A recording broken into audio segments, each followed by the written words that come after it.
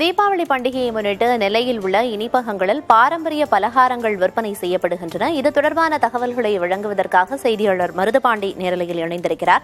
அடுத்ததாக தீபாவளி பண்டிகையை கொண்டாடுவதற்காக சென்னையிலிருந்து சொந்த ஊர்களுக்கு மக்கள் புறப்பட தொடங்கியிருப்பதால் தாம்பரம், கூடுவாஞ்சேரி, செங்கல்பட்டு உள்ளிட்ட பல்வேறு பகுதிகளிலும் போக்குவரத்து நெரிசல் ஏற்பட்டிருக்கிறது. அது தொடர்பான தகவல்களை வழங்குவதற்காக நேரலையில் செய்தியாளர் விக்னேஷ் முத்துவும் இணைந்திருக்கிறார். இருவருடனும் பேச இருக்கிறோம். முதலாவதாக செய்தியாளர் மருதுபாண்டி, நீங்க சொல்லுங்க, இனிப்பகங்கள்ல தீபாவளியை முன்னிட்டு இனிப்புகளோட விற்பனை எந்த அளவுக்கு களை கட்டி இருக்கு? குறிப்பாக பாரம்பரிய முறைப்படி என்னென்ன இனிப்பு வகைகள் எல்லாம் சந்தைகள்ல இருக்குன்னு சொல்லுங்க.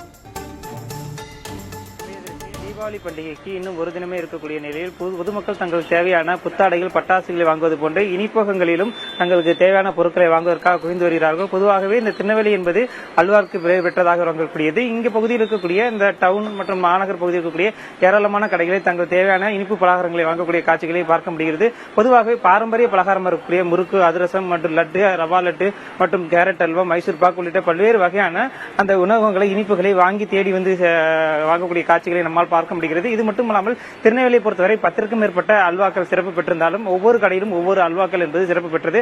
வகையில் வெற்றிலை அல்வா, பைனாப்பிள் அல்வா உள்ளிட்ட பல்வேறு வகையான அல்வாக்களும், இருட்டுக்கடை அல்வா உள்ளிட்ட பல்வேறு அல்வாக்கள் இருக்கிறது. அதனை தேடி சென்று பொதுமக்கள் வாங்கக்கூடிய காட்சிகளை பார்க்க முடிகிறது.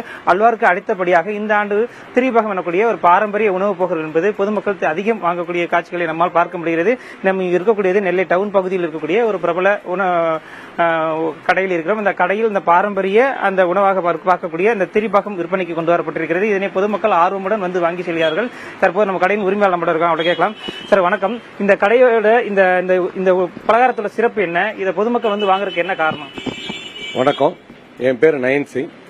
வாகையிலாங்கிற ஸ்வீட்டை அப்படிங்கிற கடையை கிட்டத்தட்ட ஒரு 4 தலைமுறையா 100 வருடங்களுக்கு மேல நாங்கள் நடத்திக்கிட்டு வர்றோம். இந்த திருநெல்வேலிக்கு சிறப்புங்கிறது அல்வா. அந்த அல்வாவை அறிமுகப்படுத்துற லாலா குடும்பத்தை சேர்ந்தவங்களை எங்களுக்கும் ரொம்ப மகிழ்ச்சி, ரொம்ப பெருமை. இப்போ நம்ம திருவாகங்கிற ஒரு ஸ்வீட்டை இது பண்ணியிருக்கிறோம். இந்த திருவாகங்கிறது ஒரு ஹெல்த்தியான, நல்ல ஒரு ஆரோக்கியமான ஸ்வீட்டு. இது ரொம்ப பழமையான ஸ்வீட்டும் கூட.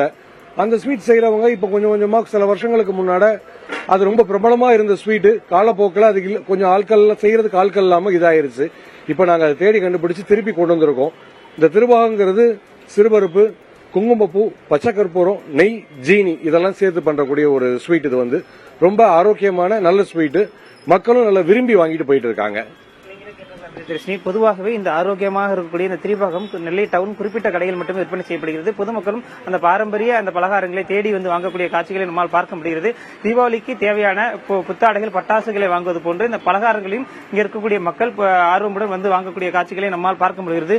திருநெல்வேலி என்றாலே அல்வா என்ற ஒரு பெயர் இருக்கிறது. அதற்கு அடுத்தபடியாக அந்த பாரம்பரிய உணவு பலகாரங்களையும் பொதுமக்கள் வந்து வாங்கக்கூடிய காட்சிகளையும் இந்த திருநெல்வேலி மாவட்டத்தை பொறுத்தவரை நம்மால் பார்க்க முடிகிறது. பிரியதர்ஷினி, தீபாவளியை முன்னிட்டு பாரம்பரிய இனிப்புகள் விற்பனை களை கட்டியிருக்கு. களத்திலிருந்து தகவல்களை வழங்கியதற்கு நன்றி மருதுபாண்டி.